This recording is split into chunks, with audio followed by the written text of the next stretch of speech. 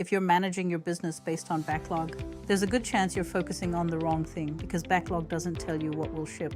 It only tells you what has been ordered. And confusing those two things is one of the biggest mistakes I see in operations. This is what I call the backlog trap, and it keeps companies busy but not productive. Backlog is simply a list of open orders. It tells you what customers have ordered, what hasn't shipped yet, and what is still outstanding. That's useful.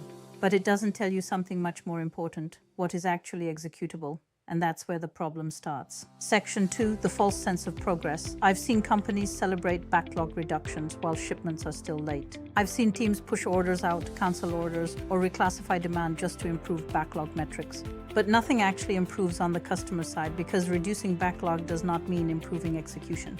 Here's what typically happens. You have a large backlog. Leadership says, we need to reduce it. So the organization reacts. Orders get reprioritized, schedules get reshuffled, people start expediting, but no one is asking, which of these orders are actually clear to build? Do we have the material? Do we have the capacity? Can this actually run? Without that clarity, backlog becomes noise.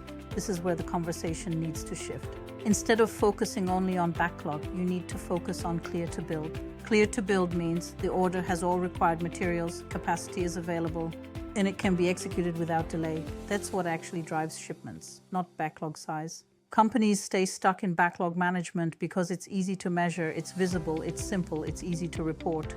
But it doesn't force the organization to solve the real problems, material constraints, capacity constraints, execution discipline. So teams stay busy, but the system doesn't improve. Fixing this starts with changing what you focus on. First, separate backlog into two categories: clear to build and not clear to build. Second, drive daily execution based on what is actually executable, not what is simply ordered. Third, align planning, scheduling, and execution around what can ship. When you do that, you stop chasing backlog and you start improving flow. This is where everything connects.